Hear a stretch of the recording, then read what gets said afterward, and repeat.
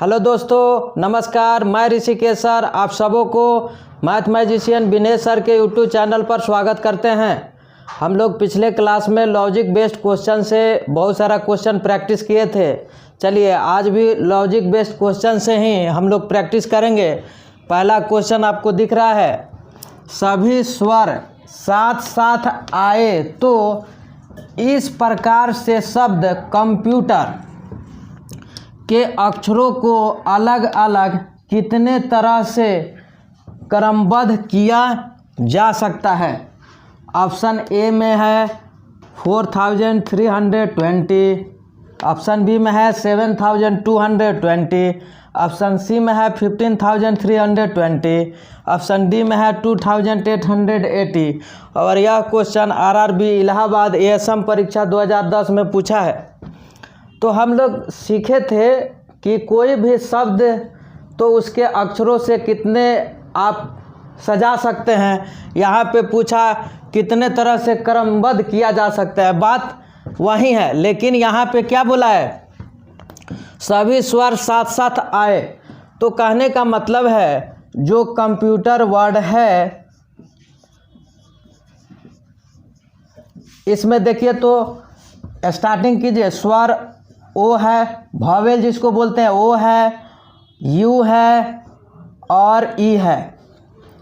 तो सभी स्वर साथ साथ है, मतलब इसको साथ रखना है। तो इसको क्या करें, तीनों को एक साथ हम क्या कर दिए, एक पॉकेट में डाल दिए, ठीक है, जिसमें स्वर साथ साथ हैं। अब जो रेस्ट बच गया तो रेस्ट क्या है, कॉन्सोनेंट है, सी है, एम है, पी है, टी है, आर है, ठीक है। अब चलिए इसकी काउंटिंग करते हैं। तो जो पैकेट में है उसकी काउंटिंग 1 से करेंगे, 2 3 4 5 6, ठीक है। तो फैक्टोरियल 6 प्रकार से इसको क्रमबद्ध किया जा सकता है। फैक्टोरियल 6 प्रकार से क्रमबद्ध किया जा सकता है। और एक बात और देखिए, इस पॉकेट के अंदर ओ यू ई है, ये भी तो फैक्टोरियल 3 प्रकार से क्रमबद्ध हो सकते हैं। तो एक तो फैक्टोरियल 6 से ए हो गया, और ई पॉकेट के अंदर जो 3 वॉवेल है वो भी तो फैक्टोरियल 3 प्रकार से क्रमबद्ध हो सकते हैं। तो क्या हो जाएगा, फैक्टोरियल 6 इंटू फैक्टोरियल 3। अब देखिए तो इसमें जो भी लेटर यूज हुए हैं इस वर्ड को बनने में सब यूनिक है, कोई रिपीटेड तो है नहीं, सब यूनिक है। कोई भी ऐसा लेटर जो रिपीटेड हुआ हो ऐसा नहीं है। तो इस कारण से बस इसको सॉल्व कर दीजिए, वैल्यू आपको मिल जाएगा। कहने का मतलब है यहाँ पे 6 है, मतलब 5 तक का तो फैक्टोरियल आपको याद रहता है। कहने का मतलब जैसे इस 6 का आपको सॉल्व भी करना है तो घटते हुए क्रम में 1 तक आ जाइए, 3 इंटू 2 इंटू 1 इंटू, और फिर फैक्टोरियल 3 है, इसको भी घटते हुए क्रम में 1 तक आना पड़ेगा। इस सब को आपस में मल्टीप्लाई कर दीजिएगा तो वैल्यू आपको मिल जाएगा। तो यहाँ देखिए ना, यहाँ तक 5 4 20 23 जा 60 2 जा 120, मतलब वहीं बोल रहे थे फैक्टोरियल 5 का वैल्यू 120। और यहाँ से मिल जाएगा, देखिए 3 इंटू 2 मतलब 6 यहाँ से मिला। तो ओवरऑल जो वैल्यू मिला 36 इंटू 120। अब 12 से 36 में मल्टीप्लाई कर लीजिए, 12 6 जा 72, कैरी का 7, 12 3 जा 36 7 43, और एक जीरो जो है यहाँ पे आ जाएगा, 4320 4320 4320। जिस ऑप्शन में होगा वही आपका आंसर होगा, option number A, option number A. एक बार फिर देखिए इस क्वेश्चन को। पहले हम लोग जो देखे कि कोई भी एक वर्ड से मतलब कितने तरह से आप सजा सकते हैं, अरेंज कर सकते हैं। इसमें बोला कि कितने तरह से क्रमबद्ध किया जा सकता है, बात वही है। तो इसमें डिफरेंट चीज़ क्या था कि यहाँ पे बोल दिया सभी स्वर साथ साथ आए, तो जो साथ साथ बोल रहा है वो हम देखें कि इसमें कितने स्वर है, सबको एक साथ करके एक पॉकेट में डाल दिए और वह पूरा पैकेट 1 से काउंट हुआ, 1 2 3 4 5 6, तो फैक्टोरियल 6 तरह से क्रमबद्ध होगा। लेकिन इस पॉकेट के अंदर 3 वॉवेल है, इस 3 वॉवेल भी आपस में क्या हो सकते हैं, फैक्टोरियल 3 से क्रमबद्ध हो सकते हैं, मतलब अरेंज हो सकते हैं। तो फैक्टोरियल 6 इंटू फैक्टोरियल 3 का वैल्यू जो आएगा वहीं आपका आंसर हो जाएगा। तो हम सॉल्व करने के लिए बताए कि फैक्टोरियल 6 का क्या मतलब है, 6 को घटते हुए क्रम में 1 तक आना और मल्टीप्लिकेशन करते हुए, ठीक है। फैक्टोरियल 5 तक का वैल्यू याद है तो आप डायरेक्ट यहाँ 120 लिख देते, 120 इंटू 6, और 3 फैक्टोरियल का मतलब 3 को घटते हुए क्रम में 1 तक आना, 3 इंटू 2 इंटू 1, मतलब इधर से वैल्यू 6 मिल जाता। तो सिंपली आप 36 इंटू 120 से आप गुना कर देते तो वैल्यू आपको 4320 मिल जाता, मतलब ऑप्शन नंबर ए आपका हो जाता आंसर, ठीक है। चलिए नेक्स्ट क्वेश्चन, क्वेश्चन नंबर 2, 4 भिन्न भिन्न अंकों की कितनी संख्याएं 0 1 2 3 से बन सकती है। Option A 6, option B 15, option C 18, option D 24। और यह question RRB Bhopal, TCCC, JC मुख्य परीक्षा 2012 में पूछा है। चलिए अगर इस टाइप का क्वेश्चन आ जाए तो आप कैसे बनाइएगा। कहने का मतलब है 4 भिन्न भिन्न अंकों की कितनी संख्याएं बन सकती हैं और आपको डिजिट दे दिया 0 1 2 और 3, और 4 अंकों की संख्या आपको बनानी है, कितनी बनेगा। देखिए 4 अंकों की संख्या होने के लिए इस स्थान पे तो 0 नहीं होगा, इस स्थान पे जैसे ही आप 0 पुट करिएगा तो 3 अंक की संख्या बन जाएगी। कहने का मतलब है इस स्थान को भरने के लिए आपके पास कितने चॉइसेस है, ये तो आएगा नहीं, 1 2 और 3, इस तीनों में से कोई आ सकता है, ठीक है। तो यहाँ पे चॉइसेस कितना है, 1 2 और 3 में से कोई एक आ सकता है, आपके पास 3 चॉइस है, तो इसको 3 प्रकार से भर सकते हैं। अब चलिए आगे जो प्लेस है यहाँ पे तो अब 0 आ सकता है, यहाँ पे तो अब 0 आ सकता है, तो अब यहाँ पे 0 आ गया और यहाँ पे जो आया है वो नहीं आएगा, तो आपके पास कितने इसको भरने के लिए चॉइसेस है, 3, क्योंकि टोटल जो आपके अंक है 4, उसमें से 1 तो यहाँ पे आ गया, तो 1 आ गया तो बचा 3, तो 3 में भी 0 तो आ सकता है इसमें। तो कहने का मतलब है इसको भरने के लिए आपके पास कितने चॉइस है, 3 चॉइसेस, ठीक है। अब देखिए इसको भरने के लिए कितना चॉइस है, 1 यहाँ पे ऑक्युपाई हो गया, 1 यहाँ पे हो गया, तो अब बचा कितना, 2, ठीक है। तो इसको भरने के लिए कितने चॉइसेस है, 2, इसको भरने के लिए 1, ठीक है। मतलब कहने का सेंस है ये जो 4 डिजिट दिया, इस 4 डिजिट से 4 अंक की कितनी संख्याएं बन सकती है, तो हम बोले कि इस जगह पे तो 0 आएगा ही नहीं आएगा, यहाँ पे आ जाएगा तो 3 अंक की संख्या बन जाएगी। तो इस जगह को भरने के लिए हमारे पास कितने चॉइसेस थे, तो 0 को छोड़ के 3 बच रहा था, तो 3 भर दिया।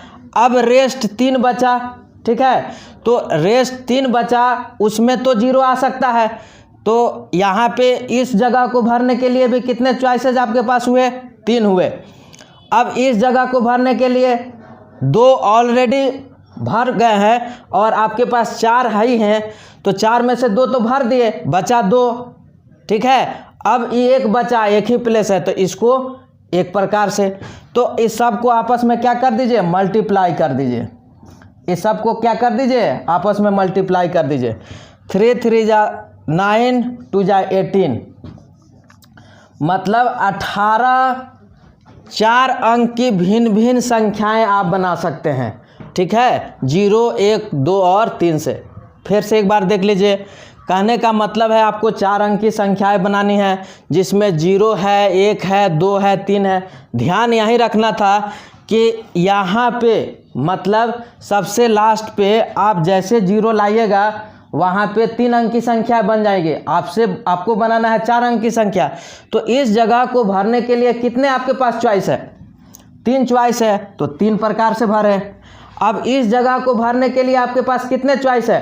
3 चॉइस है। क्यों? क्योंकि जो 4 आपको डिजिट दिया हुआ है, 1 तो भर गया, तो बचा कितना? 3। अब 4 में से 2 तो भर गया, बचा कितना? 2 इस जगह को भरने के लिए। इस जगह को 1 है तो 1 ही वे होगा ना। अब टोटल कितना? तो सबको मल्टीप्लाई कर दीजिए। तो इतनी 18 संख्याएं आप 4 अंक की बना सकते हैं, 0, 1, 2 और 3 से, वो भी भिन्न भिन्न, ठीक है। तो ऑप्शन क्या हो जाएगा? ऑप्शन नंबर सी, 18, ठीक है।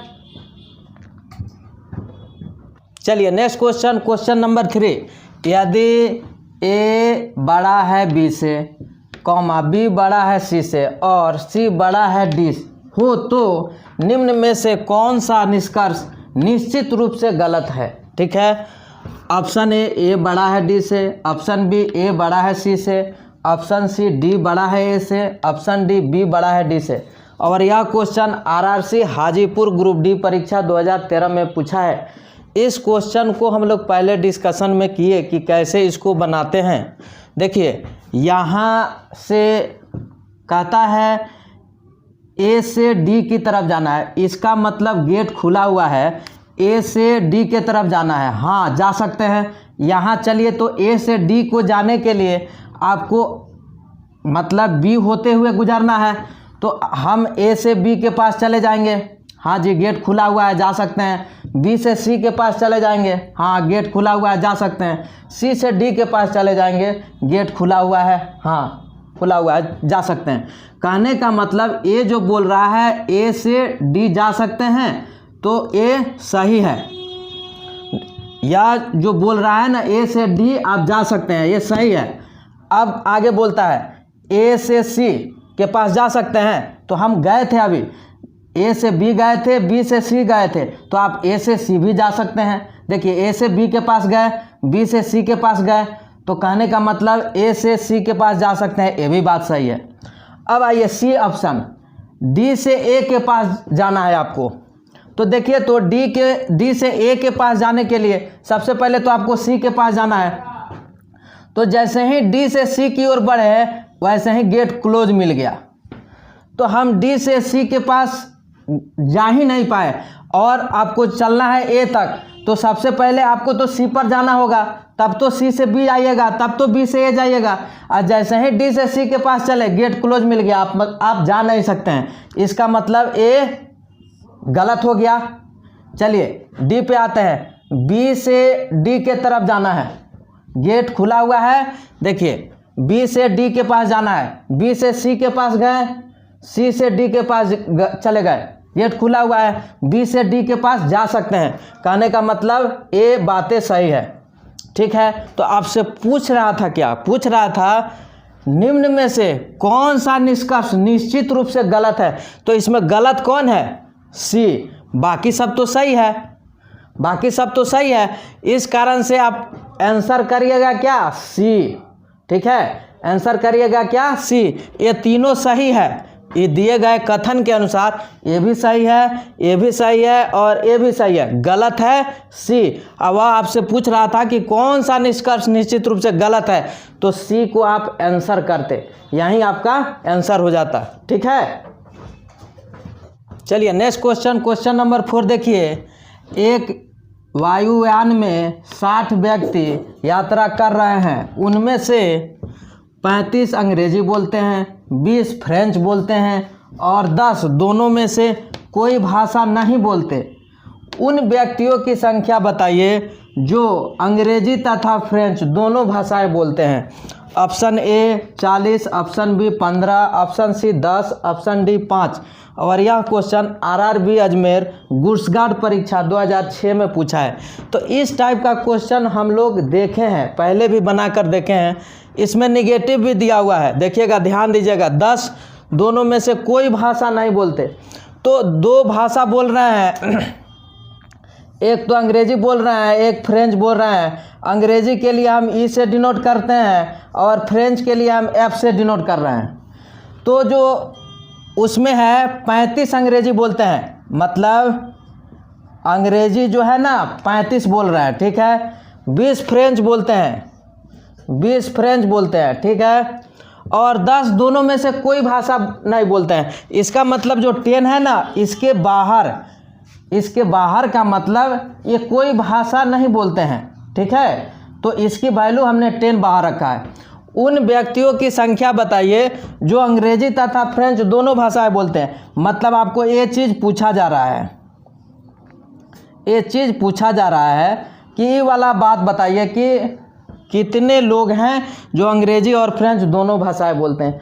तो आपको बताया गया था कि कैसे हल करना है। देखिए, ये टोटल तो 35 है, ठीक है, और टोटल 60 है। तो केवल फ्रेंच बोलने वाले और ना तो अंग्रेजी और ना ही फ्रेंच बोलने वाले मिल के कितना हो जाना चाहिए? 25, ठीक है। तब ना 35 और 25 मिल के कितना होगा? 60। मतलब दोनों मिल के वैल्यू होना चाहिए कितना? 25।